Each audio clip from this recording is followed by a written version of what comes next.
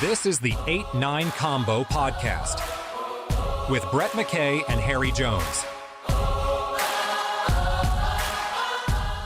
This is the 8-9 Combo. I'm Brett McKay. This is Harry Jones, and I'm very happy to report that we have survived our first coming together in person. Hello, mate. How you doing? How's it, man? There was always that chance that we'd meet each other and not like each other. And the whole thing would be undone, like the Greeks' idea of forbidden knowledge. Like, it was best for us not to meet, but just pod from a distance. But in fact, you are a delightful companion around the mean, gritty streets of Kirribilli. And I found myself wandering around in warrens and labyrinths. And even though Kirribilli starts with a K, I kept thinking of L. L for laminated, L for lounge, L for lavender, L for lattes, and L for, laminated lounge, lazy. And I had a reflection is that people in Kirribilli, it's like the world's largest bakery. The whole thing is a bakery. And everyone eats bread constantly, but no one gets fat. It's the slim-hipped kind of suburb with everyone's eating the wrong food, but they still look great. It was weird. And they're wearing Lycra too, because most of them are cycling. Everyone in Lycra and skinny jeans. It's a lovely neighborhood. And also a shout out to Bamford Bar in the lovely Georgia, who is both a gymnast and then a swimmer. And she was one of my tour guides. I felt like I was a citizen, an inhabitant of Kirribilli by the end. I'm kind of sad to leave, but now I'm in Manly. Yeah, righto. No, right. I must have missed that part of the weekend planning. Here I am back in studio office. One reflection I had is that you're kind of a willowy, lanky 9. You must have had a late growth spurt because you're not like the typical 5'7" gym. Speaking of gymnasts, when did you get the late growth spurt? It's a good question. No, but I did. I was quite short as a kid, and then grew a lot when I was like 15. Yeah. Oh, nice. then haven't grown since. It is episode 33 of the 8-9 Combo Rugby Podcast, and we are and have been brought to you throughout the Rugby Championship by Chasing the Sun 2, the outstanding 5-part all-access series documenting Springboks' memorable 2023 Rugby World Cup journey, and which is now available to watch on RugbyPass TV worldwide. Simply head to rugbypass.tv and sign up for free, and you will see the first series there as well. If you're in South Africa, you won't see Chasing the Sun 2. But if you haven't seen Chasing the Sun 2 and you're in South Africa, something has gone terribly wrong in your life. Yes. You've been living under a rock, I think, for a couple of months.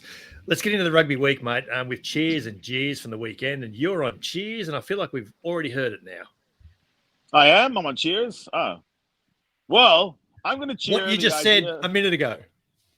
No, I'm going to cheer teams that go down early and fight back. What we saw was, in both cases, the fool's gold of going out early and running through defenses, run amok. Fela Faste did it. Jesse Creel did it. Will Jordan did it. It was like scoring tries for fun. The defenses parted. It was the Matador defense. It wasn't the slide defense. And then the rest of the match, because you thought that was so easy, you found that your opponent wasn't really on the program of just lying down and surrendering. So both the Wallabies and the Los Pumas said, no, not today. We're going to make you work for it. Yeah, no, it's a good shout. It's a good shout. My jeers for you will enjoy, and it is jeers to terrible stadium DJs the world over. And I know it's all about game day experience and building and creating atmosphere and all that, but my goodness, the guy at Stadium Australia just gave the game no chance of doing it itself, and it really could have done that. And instead, he gave some frankly offensive treatments to some very, very good Australian music. And I say, cheers to you, man. Just let the game go. As I was sitting next to Dr. Jane Wilson at our Rugby Australia board member. Yes. I told her about that. I said, what's up with the DJ? And she said, it didn't seem to have any relation to the play on the field. And I have to say that's true. I actually like pumping, jumping, nightclub, house music, but it needs to have some witticism or irony or something. This was more like in a very important line out, because people were bored, suddenly we're just Music. Akadaka. Yeah. I'm like, what are we doing with this weird mosh pit version of Akadaka? And then it was like an anticlimax when the line out was going on. I go, no, you're actually making your game seem less exciting. Did some very, very strange things to some really, really good music. Anyway, it's the week between the Bledisloe Cup Test, mate, and we have got the perfect debut 8-9 guest right up next. Right up now, in fact. Coming off a first Bledisloe Cup match in Sydney that I'm still scratching my head about. I dare say this week's guest is as well. He admits that he's got the greatest job in the world, and there certainly are worse jobs than covering All Blacks over the world, as well as cricket and plenty of other sports. You can and you definitely should catch his insights on the Rugby Direct podcast with Elliot Smith from News Talk ZB every week. And it's great to be handing an 8-9 combo debut to the chief sportswriter for the New Zealand Herald and our new mate from the weekend, Liam Napier. Hello, mate. How you doing? G'day, boys. Great to be here off the back of a Sydney debut that certainly exceeded expectations, and happy to take the short ball and chuck it up for you. Yeah, it was a good weekend. That was a surprisingly tight contest, mate. How did you guys see it from your side of the press box? Yeah, it was pretty wild, wasn't it? I thought the All Blacks were going to just kick clear. What were they up? 21-0, 15 minutes, 4 tries in the first 26 minutes. I can't remember who it was in the press box striding around saying, "Oh, well, at least it's a good turnout." And then, and then the script flipped, and it was all on towards the death. The All Blacks clinging on for dear life, and just barely escaped. So, great contest, plenty to take out of it. But great to see 68,000 people in Sydney, and what a advertisement for afternoon footy.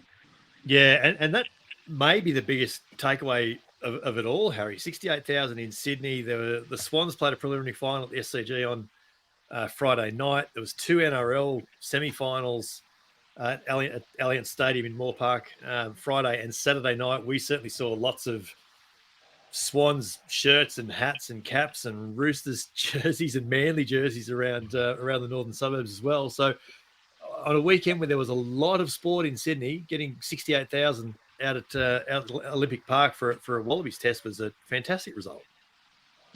Well, on that AFL thing, you and I watched a match together, and I like the bounce, and I like the over-the-shoulder boulder holder line-out feed, and I think that would perhaps solve both the All Blacks and Springboks line-out melodies. So I'm going to raise this for a different point. I know, Brett, you hate it when we bring up the origin of fans, but I'm bringing it up for a different point, which is I'm not aware of too many contests. The only one I could think of was Scotland versus South Africa in the pool match, where the constitution of a giant crowd was pretty much 50-50. And it was actually unusual in Test rugby. It's just hard to pull that off, right? Yeah. And so I think it adds to the spectacle, because for every good thing or bad thing, you always had kind of an even groan or cheer.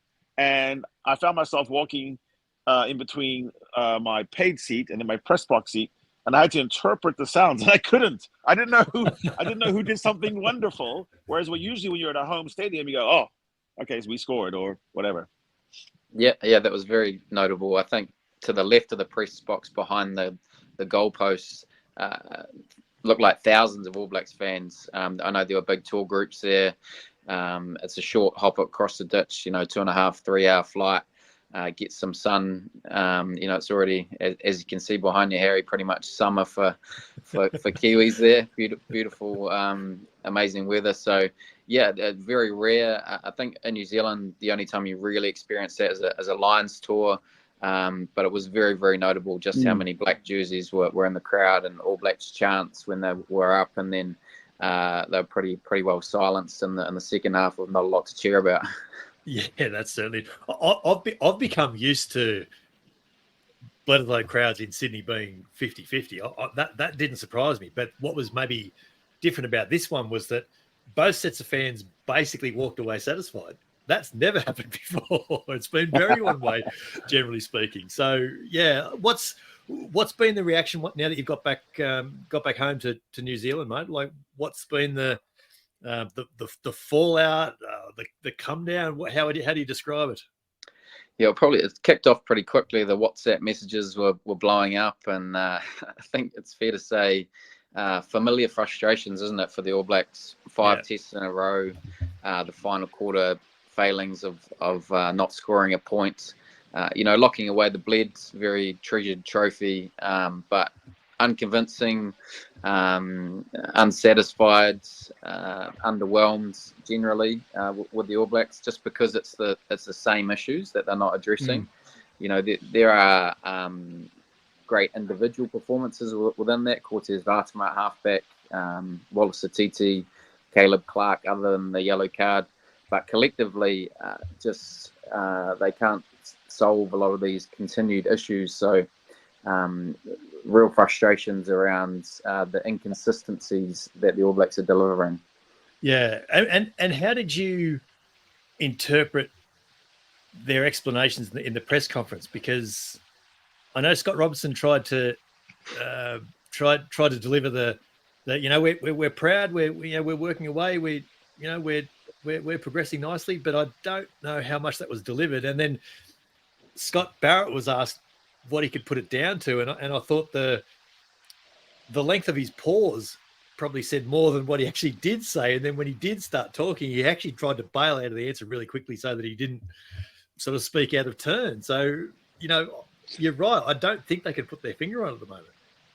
No, Razor's a eternal optimist by nature, so he is projecting that, but the message around creating ample opportunities and not finishing them is wearing thin, isn't it? Because it's clearly an issue that's that they can't solve, and until they do that, it falls on deaf ears. And whether it's skill execution or leadership or game management, there's a whole lot of things there. The All Blacks are doing a lot right, but great All Blacks teams of the past.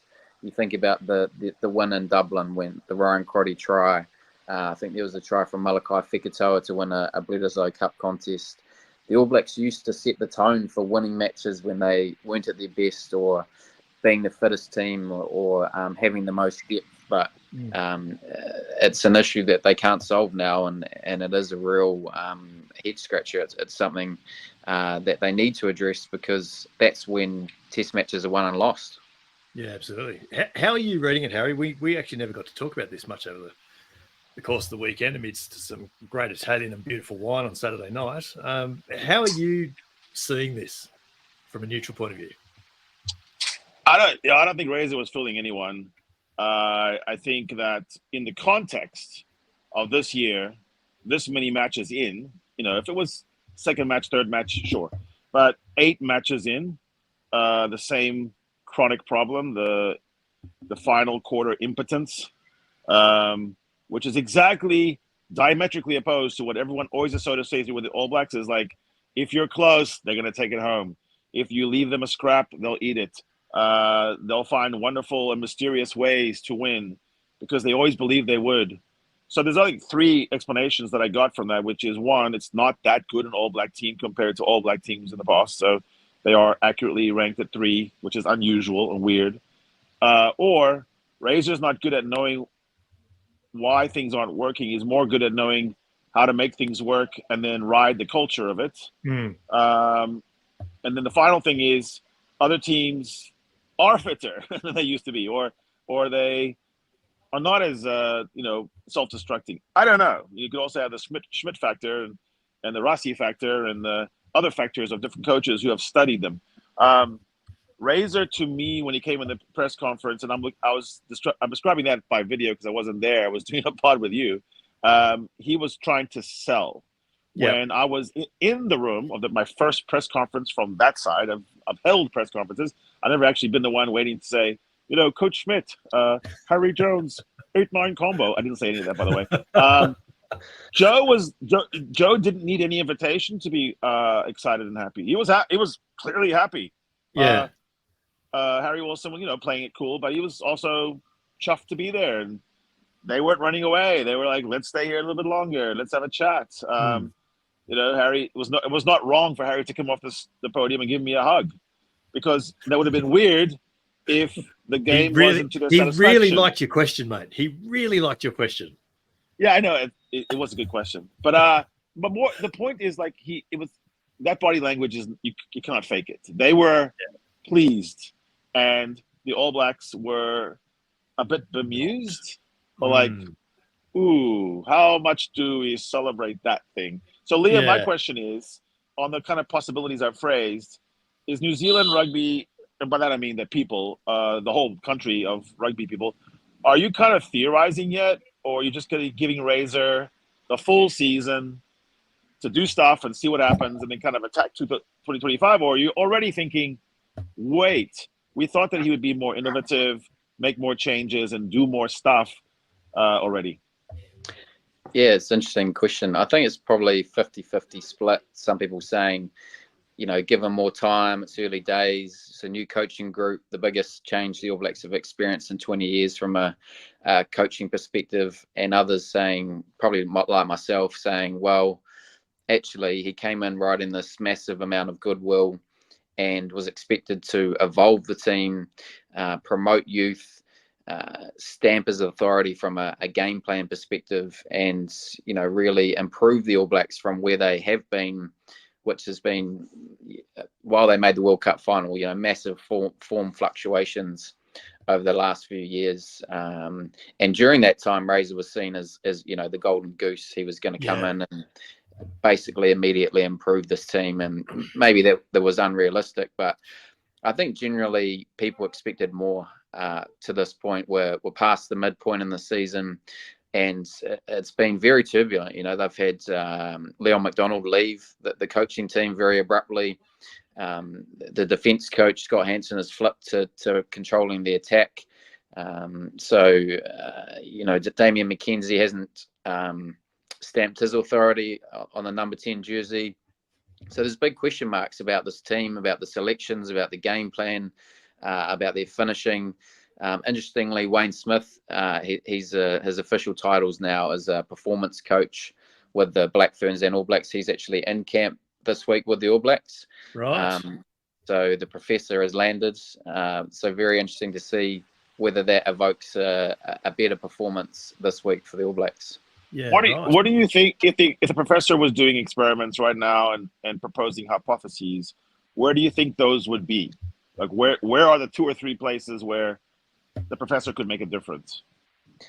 I think Wayne Smith's a big advocate of promoting youth, so I think he would be encouraging Razor to be a bit more bold and brave selection-wise, but also he's like Joe Schmidt. He's a very details man, so I think from a skills perspective, that's where the All Blacks are really letting themselves down. There was so many moments they've blown in recent weeks. The Damen McKenzie flick ball to unmarked to Mighty Williams. Artie Severe was held up. That spectacular 80-metre try for Cortez Rasma that was ruled out for a forward pass. Yeah. So it's just little moments of accuracy. And, Schmidt and Wayne Smith, these guys are exceptional coaches and they see things that people don't. So I've got no doubts that whether it's a line-out special or just that skill execution under pressure, there'll be some real nuggets of gold for the All Blacks this week.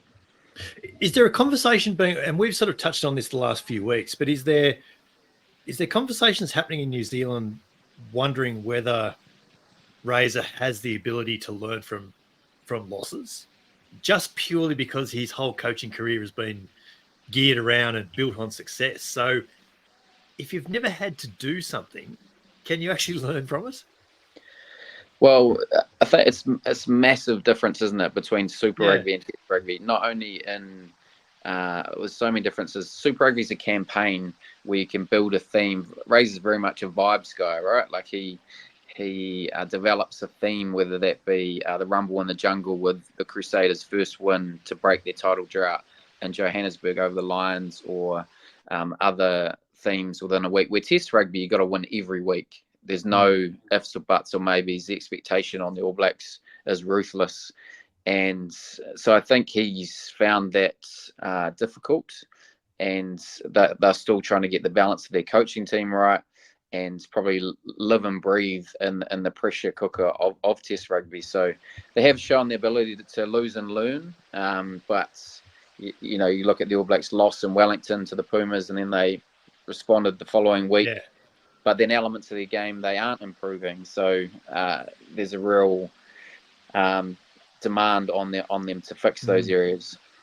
The coaching situation is an interesting one, and I don't think, the full story behind Liam McDonald and Scott Robertson decided that this isn't working, and there's no point carrying on.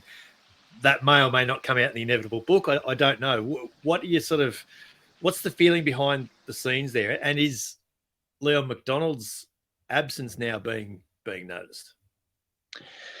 Well, I think the first point to make is it should never have happened, because they know each other. They'd coached together before at the Crusaders. It was surprised that it did. Yeah, and they had 18 months from the time Razor was appointed until they got together as a coaching group. So if you weren't aligned, why not? And how did you not know? And it's a costly mistake, because my understanding is it cost 2 years of a 4-year contract to pay Leon out. So wow, that's not chump change. You're talking potentially 6 figures, 7 figures. And look, I think there's many dynamics at play there. Leon McDonald had been a head coach, so going back to an assistant would have been difficult. I think they're very different characters. Leon sees challenges where Razor sees optimism. Leon's quite a structured attack coach, where maybe that didn't align. Maybe there was disagreements around selection, but unless you're in the room, you're not going to know exactly what went down there. Yeah, it was so interesting. It's not just that in the final 10 minutes, the All Blacks are getting scored upon. They're not scoring. It's almost like it's a double flip almost of the old 100-year narrative, which is the most dangerous All Black side is that All Black side at the very end, the championship minutes, at the end of the first half, beginning of the second half, and the end of the game, and that always seems to me mental more than anything else. I mean, it's the same players. Beauden Barrett's been around a long time. Jordy Barrett, Rico Ioane. The Blues had a fantastic season. Mark Chalea, Caleb Clark are untackleable in space. Is it a territory thing? Is it that Damien doesn't know how to run the ship? You just wrote a piece today that Razor is considering on end of year tour making a change. So is that where you think it's coming from, the 9 and 10, or do you think it's a larger issue? Yeah, I think it's both. It's game management, it's experience, it's composure. The All Blacks have lost a lot of experience in recent years, and that's eroded their depth massively on the bench. And some of the tactical substitutions around the bench have been quite perplexing. Guys getting 5 and 10 minutes off the bench, and props playing 80 minutes in South Africa. But game management is a big part of it. I think the All Blacks had 38% territory in the second half against the Wallabies, so that you don't want to be playing at your end. And then the composure element, 5 yellow cards in the past 3 tests, and when those yellow cards are coming, in the last 10, 15 minutes, Caleb Clark and Anton Leonard-Brown, the All Blacks down to 13 men, just absolutely scrambling for their lives. They should never have been in that hole, and then they compound it through, errors and discipline. And so these are repeat themes, but I think it is a composure, leadership, experience, struggling to settle on combinations, game management, all of these things in the mix that they're struggling to get right. Yeah. You did write about the pressure that's mounting on Damen McKenzie, and that's a really interesting situation, because we're not talking about a guy in his early 20s who's playing his first test. He's 29 years of age. He's played 50-plus tests, but it's just not quite clicking for him, is it? Yeah, and I think while he's been around a long time, he doesn't have test experience at 10. I think prior to this year, he might have played, it was certainly single digits, maybe 4 or 5 starts at number 10. So there is a big difference between starting at fullback, coming off the bench, and having the responsibility of running a team. And I think there's perhaps a clash of styles, or Damien's struggling to find the balance between the run and gun, his natural instincts, and the need to play field position, get your team in the right areas, manage the game at these crucial moments, because he's such an excitement machine. He can, chip and chase and beat defenders, but that's not really what you need in the last quarter of a match. It's kicking goals, playing territory. So I think finding that balance is probably his biggest challenge. Yeah, and he can do it. The All Blacks had 70% possession and territory in the first half, and led, as we said, 21-0, 28-7 or something like that. So it certainly can, and it is being done, but just not being sustained, Harry.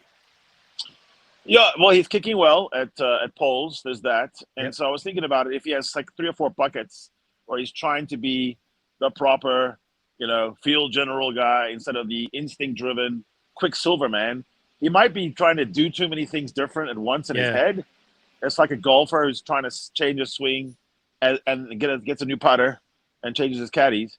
I always thought Damien was this kind of irrepressible, free spirit soul, and then now he's being said, steer the ship into the harbor, and it's difficult. In Cape Town, there was a remarkable stat where final 10 minutes, All Blacks didn't even really get out of their 40. This time around, it went down. Liam, it went down to 10% of territory at the end. It was, and being there live, as you guys know, you were just looking one way. I mean, the All Blacks never came back, and so you're like, this will be decided in this territory. So, I think it's difficult to take a guy who's been cavalry charge man, and then say now you're going to defend the fortress, and sometimes take the most boring option. And you would think if a guy is going to be able to fit into the vibe of a Scott Robertson team, it would be a free spirit like Damen McKenzie. Yeah, that's right. But Richie Mo'unga has long been Razor's man, right? He's his he's his quarterback. And if you think about the way that the Crusaders played, it was moments of brilliance from Mo'unga, but largely they went to their set piece, they used their maul, they squeezed teams, so they took the points, and did kick for territory. And there's also a question, Razor at his team naming press conference in Sydney talked about going surfing with Joey Johns, and how Joey Johns said, when's Richie coming back? And do you really need to be letting those public utterances slip when you're trying to back and trust and support this new number 10? So some of the public messaging isn't great at times either. Yeah, that is. On that though, you look at, with the Irish exception to the side, you look at Argentina doing it with IP from across the world. A lot of their players are the best at some of the best clubs, and they're coming back and they're synthesizing new ideas. The Springboks famously, have people that look more fit now because they play in Japan, but they also have the different game styles of understanding Northern Hemisphere referees. How long can New Zealand stick with that in this sort of embrace of Australia plus, Drua and Pacifica? Yeah, it's a very live question, and I think if you had a beer with Razor, he would tell you he wants to select Richie Mo'unga right now. I don't think there's any doubt about that. From overseas, and others, Shannon Frizzell, Lester Fying and Nuku perhaps. He'd love to be bringing Brodie Retallick or Sam Whitelock off the bench to have that experience there. But he's not getting that at this stage. But it is a very live question. I guess the counterpoint is Super Rugby, then you undermine your teams, and maybe others go. Yeah, true. What about has the perception of the Wallabies changed now this week on the back of that one result? I think there was always respect and a bit of trepidation given Joe Schmidt's presence. Yeah. But on the back of their second worst defeat in history, expectations were the All Blacks would blow them out. Right? Like, I don't know how. I don't talk to anyone, any Kiwi guy, girl who didn't expect the All Blacks to win well in Sydney. And to be fair, I think that was an Australian expectation largely as well. I think there would be more recognition, respect for a lot of the players. Harry Wilson, Hunter Paisami, Tom Wright, these guys really stood up in a big way, particularly in that second half. Whether the Wallabies can back it up, unsure. But yeah, I think this test in Wellington, the return one, sold out. And last month when the All Blacks lost to the Pumas, it was only half full. So I think no matter what state the Wallabies are in, there's still a lure in New Zealand around the Bledisloe, around that trans-Tasman contest, around the rivalry, despite the All Blacks having the Bled for 22 years. So let's get into Wellington then. You mentioned the sellout, and it's fantastic that it has been sold out for a good couple of weeks, because there was certainly a danger and even an expectation, I think, coming into Sydney that the crowd mightn't be great given the current state of the Wallabies. So is that and even I suppose the All Blacks' recent history in Wellington probably isn't great either. So where's a weeks ago Wellington sellout come from? I think the Wallabies are a lure. The All Blacks still, commands a lot of interest, but maybe Wellingtonians got the message after people were pointing the finger at them when they were absent for the Pumas. But it is a graveyard. The All Blacks haven't won here for 6 years, 5 tests. 2018 was their last victory here over France. They've had, I think, 2 draws and 3 losses in that time. Everyone expected them to beat the Pumas, and then the hoodoo goes on. So there's something about Sky Stadium that evokes a real anxiousness about the All Blacks playing here. Harry, you've even had a win in Wellington, haven't you? Yeah, I actually went over there for 2018, and with that crazy match where Cheston Colby had the interception as a young Springbok. Damen McKenzie was the one who threw. Was involved in the final play where he spilled the ball forward on the pullback, and the game was over. Also, Beauden Barrett sprayed the ball around and rattled the poles that night. I have always wondered about that. There's a swirling wind there. I do think that sometimes it just feels dark. It just feels like it doesn't feel like a place where they're ready for you to have a major match. I don't know, but I think the Wallabies are dangerous. You never want to limp into the finish and have your opponent more excited to keep playing. The All Blacks were clinging to the clock at the end, and you felt like if they kept playing for 10 more minutes, it would have been a Wallaby win. So I would think they're itching to play. Brett, I think your guys would be itching to play this week. I wrote in my article about to come out that Harry Wilson became the Wallaby captain this week. There's been auditions, there's been this and that. I felt like the way they sat at the table and regarded each other as sort of like a partnership. Didn't you feel like there was a different feeling about Harry Wilson, Captain Harry Wilson, that he's not as squeaky as Stephen Moore, he's not as abrasive as Senator Pocock, he's not as snarky as Michael Hooper at times. It just looks like a solid, good egg, and just what Schmidt needs. He wouldn't have been widely considered as a potential Wallabies captain, but 3 tests in already, it's going to be an awfully big decision to take it away from him, because he's just doing the job really well. Though I noticed, and I'm not sure if you were still in it, Liam, Joe Schmidt had a crack at him about not being able to win a toss yet.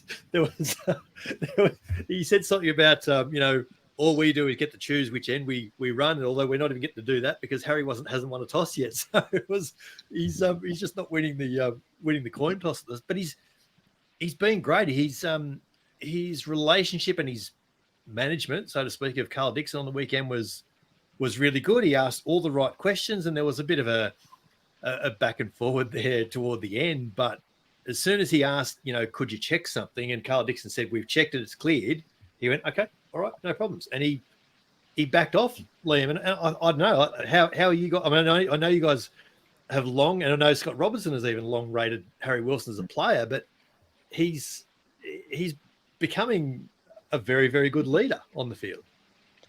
Yeah, I think he could be a bit of a cult figure in time, to be honest. And there was a real perplexing nature about why he wasn't included under previous Wallaby regimes. He almost plays like a New Zealand loose forward to a degree. You know, he offloads. Yep. He likes to range in the wide channels. He's got a bit of flair about him. Not the biggest bloke necessarily going around, but punches above his weight. So yeah, he's always played well for the Reds against New Zealand opposition. So I think, like you say, unlikely potentially Wallabies captain based on previous coaches, but doing a fine job in recent times, and yeah, it'd be bloody hard to take it off him.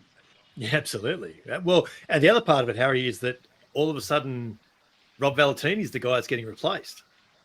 And Rob Valentini, through Super Rugby, I think there was only 2, maybe 3 games where he didn't play 80 minutes. But this is now 3 weeks on the trot now that he's coming off around about the hour mark, plus or minus. So there's a shift as well.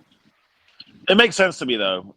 Harry has a good way about him. I do like, and I think, I'm not comparing him to the accomplished full career of Kieran Reid, but he plays a little bit like Kieran Reid saw the game in that he's comfortable at any, whether he gets the ball here, there, or at the wide spots in the trams, doesn't really matter. He's going to be okay.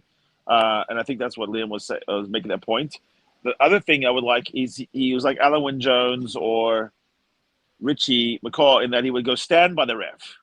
I just got to stand by him, like to kind of get in the way and not be annoying about what he said. Just kind of approach and make sure that we look at something, but it was likable. And I think that's what Australia's been missing lately is, I forget who it was. It would just keep saying the most annoying question over and over or say something kind of sarcastic like, oh, so it's good for both teams then? Like that kind of thing. Like, stop it. Yeah. But you're right.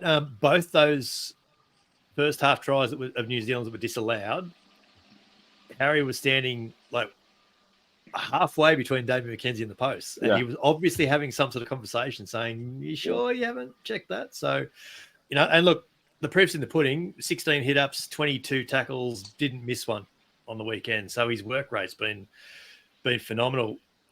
What sort of reaction are you expecting, Liam, from both teams, I suppose, coming into Bledisloe 2 this weekend? Yeah, I expect the All Blacks to be better, but we have been expecting that for, most of this year. You've been waiting for them to click, to finish those chances, to amend these issues. But there are a lot of motivating factors. This is their last home test of the year. It's going to be Sam Cane and TJ Perenara, provided they play, which we expect them to, last home test. Will they go north? Will they go on the Northern Tour, do you think?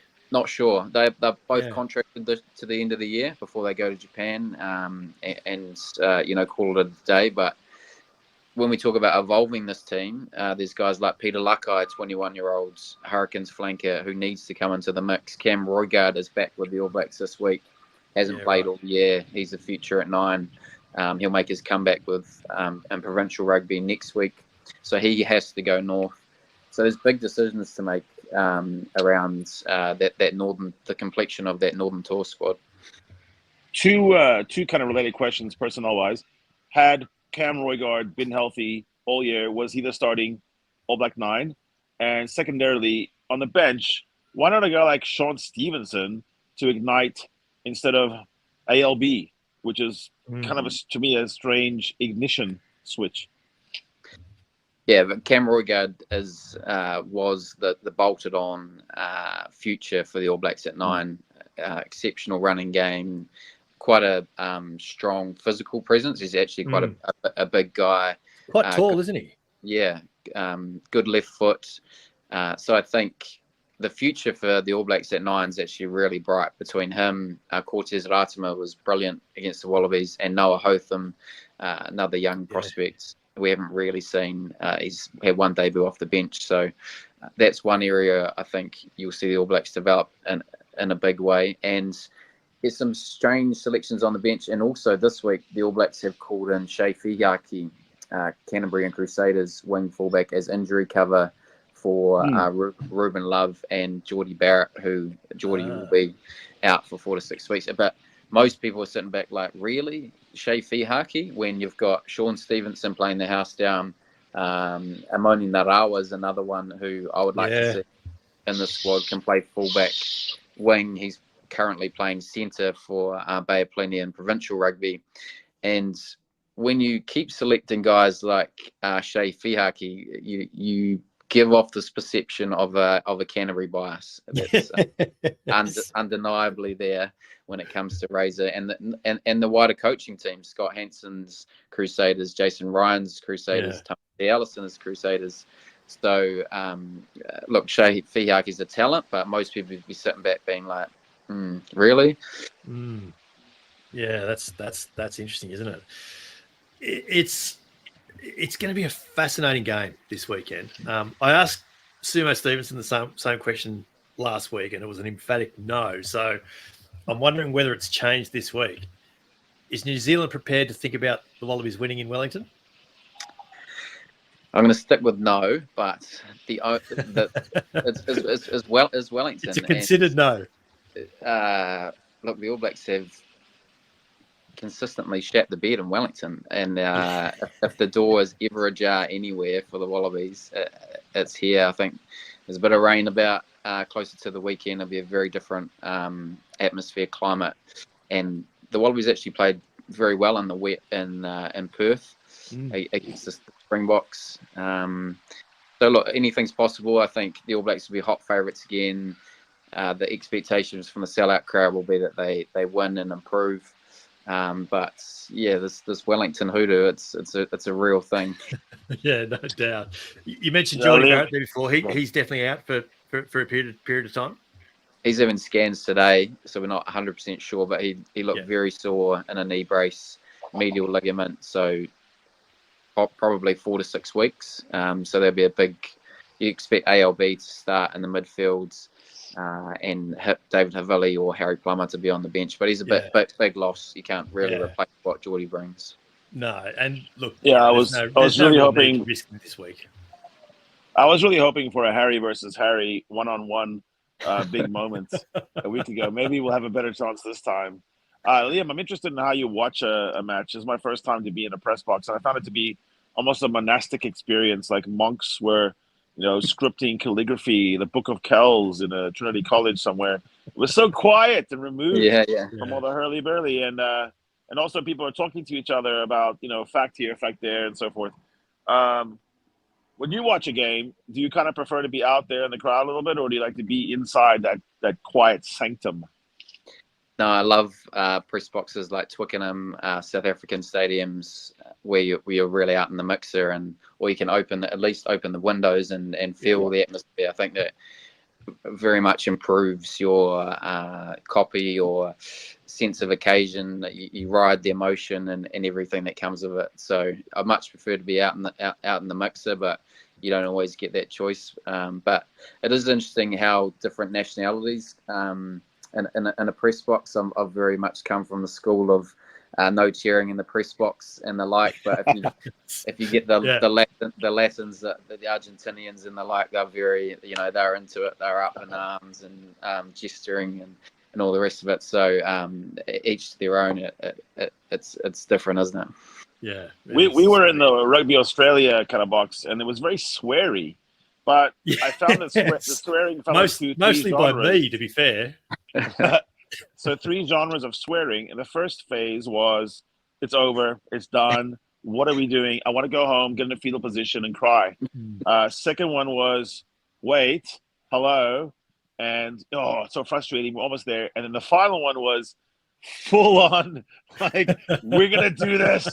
We're going to stuff up their Bledisloe. Yeah. This is the greatest upset since Brighton Beach. It's very interesting. Who are you looking for this next week? If you had to name a couple of All Blacks that you're actually going to take a keen interest in, because I like to watch a game like that, like just fixate on someone. Who are you looking for big games from the All Blacks? Wallace Titi is probably a guy that I've been blown away by in recent weeks. He can do it all: offload, carry. Missed a couple of tackles, but what a challenge to be thrown in against the box starting debut at blindside, and he's predominantly been a number 8. So Ethan Blackadder's back fit, so it's a decision to make for the All Blacks at blindside, but it'd be a big call to drop Wallace. And Will Jordan, if he stays at fullback, he missed the whole Super Rugby season and has really struggled since coming back from shoulder surgery, but he really clicked into form last week, didn't he? And looked to be getting back near his best. So he brings a really different dynamic to fullback.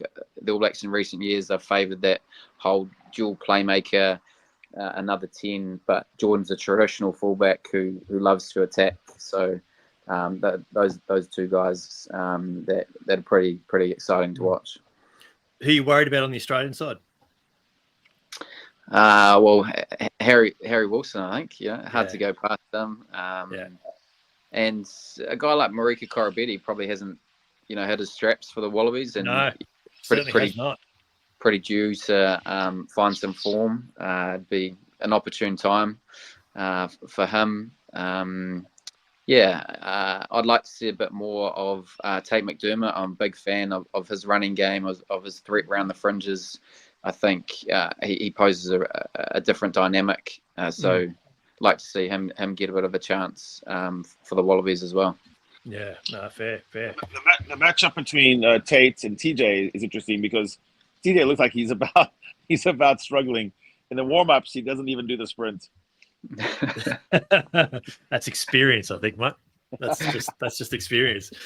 Liam, it's been a great chat. As I say, it's been a really good week, as it turns out, to get you on, because there's been so much coming out of that Sydney game to talk about, and there will be for the rest of this week as well. I've got no doubt going into Wellington. So thanks for giving us some time on arrival back in New Zealand, and we watch with interest, don't we, to see how this week plays out. Yeah, bring it on. Keep doing good stuff, lads. Enjoy the pod, and great to be here. And I'm sure, Bledisloe's have a way of throwing up these sort of contests. Melbourne a couple of years ago with the time wasting penalty. Doesn't seem to matter what the landscape is. There's always some controversy and drama. So hoping for more this weekend. Yeah, no doubt. Absolutely. All right, good on you, mate. Thanks, mate. We'll talk soon. Cheers, lads. Cheers. This is the 8-9 Combo Rugby Podcast with Brett McKay and Harry Jones. And, mate, fantastic timing. And just a great chat with Liam Napier as well. Yeah, I usually find that Kiwis are a bit like Liam. They're sensible. I mean, our mate Jeff Parks notwithstanding, most New Zealanders that I've run into, they're intellectually honest. They make concessions to reality. And it's probably why they've been so good at rugby, because they usually draw the right lessons. I think we're at a very interesting point in New Zealand rugby history. It's very rare they're stuck in sort of the third place. I think clearly people think it's Ireland or South Africa or South Africa or Ireland, and then there's a drop-off. And unlike those two teams, the succession planning isn't that clear, because they're still throwing Beauden Barrett, TJ Perenara, these same old solutions. So I thought Liam was spot on about, as dangerous as it sounds, trust the new. Like look at Cameron Roy-Gard a year ago. He was a revelation. And, that's just a name we didn't talk about 3 years ago. So I think there's got to be other people in New Zealand that can spark more and, be up for the fight. So, I'm looking forward to this. I actually, if I was a betting man, and I kind of am a little bit, I actually think this next match will be more of the same. I think the Wallabies will start quick, and then it's New Zealand that will end strong. I think these two teams don't have a way of dominating each other for 80 minutes. It doesn't feel like it at the moment, and that's interesting, because I probably didn't feel that a week ago. Probably didn't feel like that 3 days ago. It was those two tries by the Wallabies in the first half that really stuck in my brain, because without that, the whole narrative is different. And I felt like Fraser McWright did not give an F about all that stuff. He's like, give me the ball. I'll run away from people. I thought Tom Wright had the same kind of swagger as well. I thought there were guys on the field that just were itching to have a go. So I didn't feel like the first half was quite as dominant as people are making it out to be. I think they're ready to play. I think these selections are really interesting, because I've heard people here and about saying Mika Koroibete may not be picked anymore. There was plenty of talk about him over the weekend. In the post-mortem, so to speak. The fallout is that does he actually deserve to be a place now? And plenty of people, and I thought he was really good too when he came on. Dylan Peach looked really, really good. So, why not start him? Why not see what he can do? So, there might be some interesting conversations there. The Wayne Smith presence in and around the All Blacks is interesting again, because I agree with Liam's point. He is absolutely going to say, let's look more at Wallace Atiti. Let's look more at Roygard and Hotham and Ratama, of course. TJ Perenara has been a great servant of New Zealand rugby, but is he definitely better than those three? His leg doesn't bend anymore, I promise you. I was watching him in warm-ups, and he was like running straight-legged. Our friend and both of our colleagues, he's a colleague of both of us, John Ferguson, at dinner as we had $34 bread. He was talking about it was good bread. He was talking about the overall question of speed, and that there were moments in the match and other matches, and I agree with him on this, that it just looked like on top end, swivel hipped, chase back, agility type speed, the Wallabies could do with some more of that. Yeah, agree.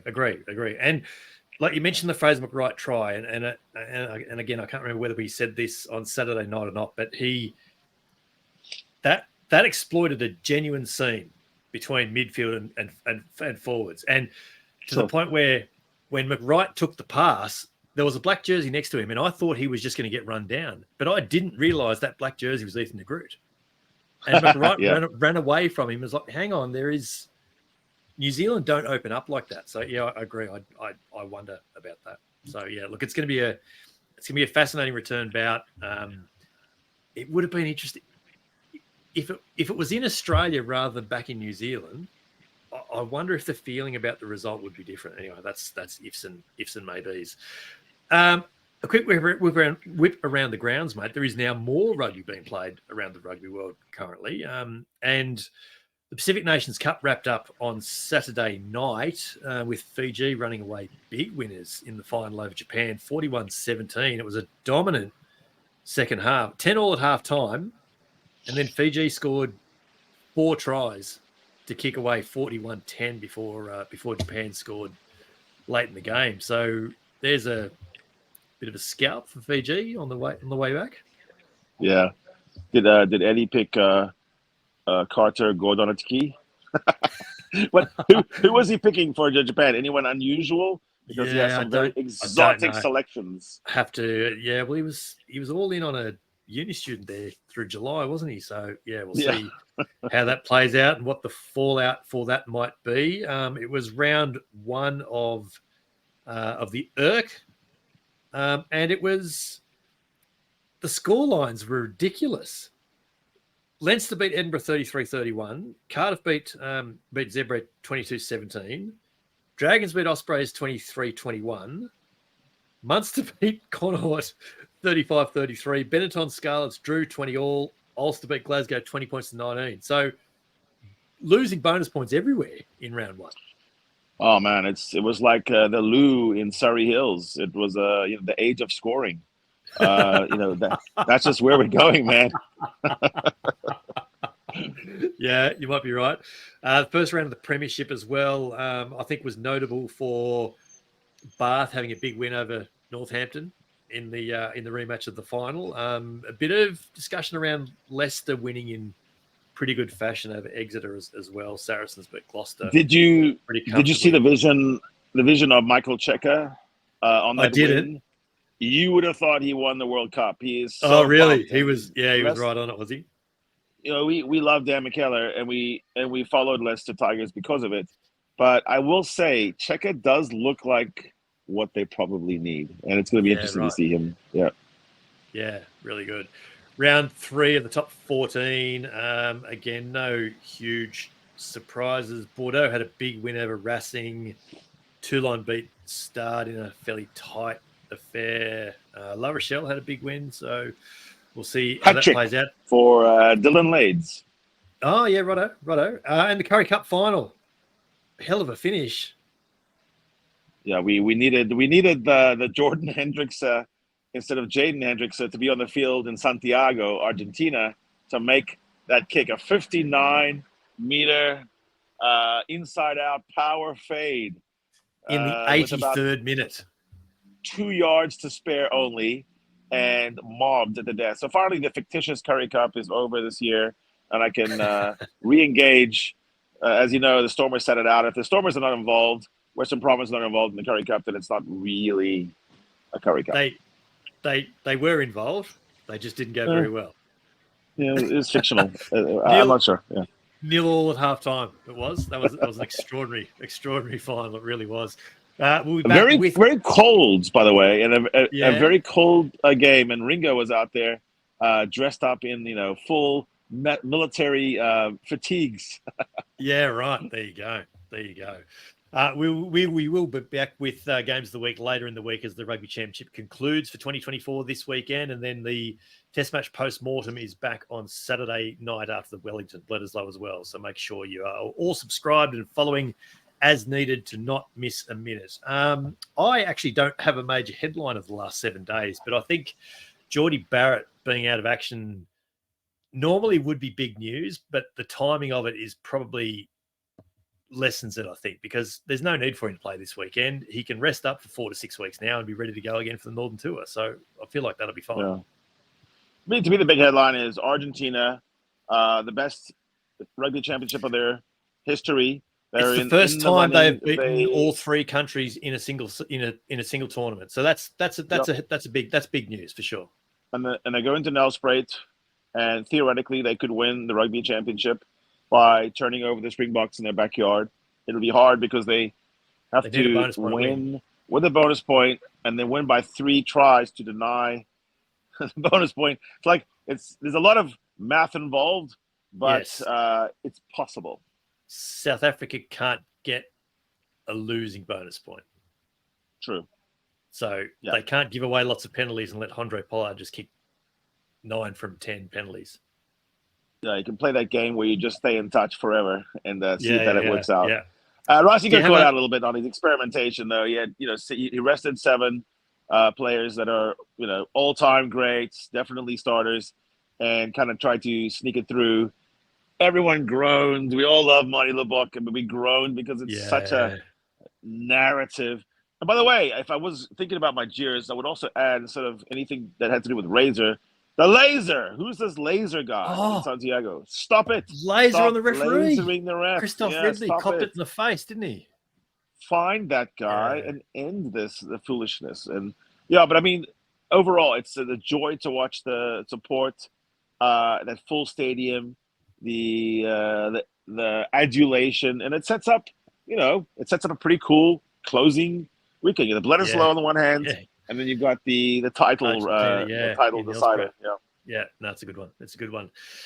That then is episode 33 of the 8-9 Combo. Behind us, check the show notes for the links to the 8-9 Combo on Twitter and YouTube, where you can find video versions of the pod every week, and leave us a rating or a review wherever you can. And whichever pod platform you are subscribed or following us on, jump into your settings and make sure that you have auto download switched on, and then everything's just there and ready for you. So do that. Harry and I remain on our socials in the usual places. You can see our travel photography from the weekend and from what Harry's still giving you right now. In fact, you'll find links on the socials and in the show notes as well for Harry's stuff on the Raw and my weekly Australian columns on Rugby Pass as well. And don't forget to head to rugbypass.tv, where you can now watch both series of Chasing the Sun, the documentary series celebrating South Africa's back-to-back Rugby World Cup wins in Japan and France. We're so pleased that everyone can now see Chasing the Sun. Chasing the Sun 2. It is a brilliant series, so make sure you sign up for free and watch it wherever you are in the rugby world that's not South Africa.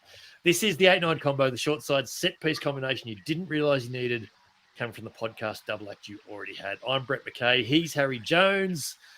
And we'll be back in your ears in just a few days' time with another Rugby Championship edition of Games of the Week. Come play with us. This is the 8-9 Combo Podcast with Brett McKay and Harry Jones.